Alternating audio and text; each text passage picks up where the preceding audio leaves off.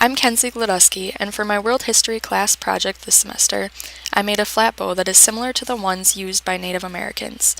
Today we will talk about the history of this bow, its design, its accessories, and how it's used today. First off, a flat bow is a non-curved bow with wide limbs that have a relatively rectangular cross-section.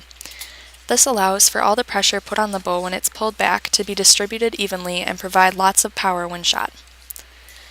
The flat bow was used by many Native American tribes such as the Hoopa, Wampanoag, and Karok. They utilized this weapon for harvesting game and during times of war. Its slick design allowed for lots of power to successfully hunt animals and even kill other people. One can use nearly any kind of wood to create a flat bow. When making this project, I used ash. It was the wood that was readily available to me, and we researched and found out this type of wood is often used to make flat bows today. Many Native American tribes, however, used Osage orange wood. This is a good choice because this wood doesn't rot easily and is fairly strong.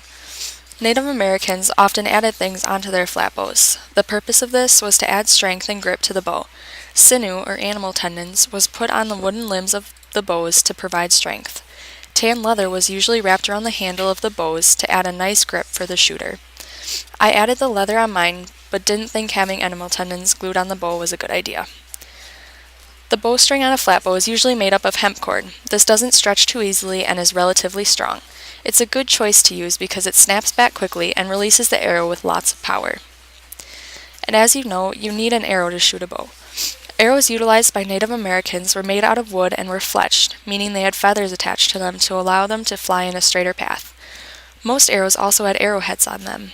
These were made up of either flint, stone, copper, or bone. Some arrows, however, were simply sharpened on the end, like the ones I made for this project.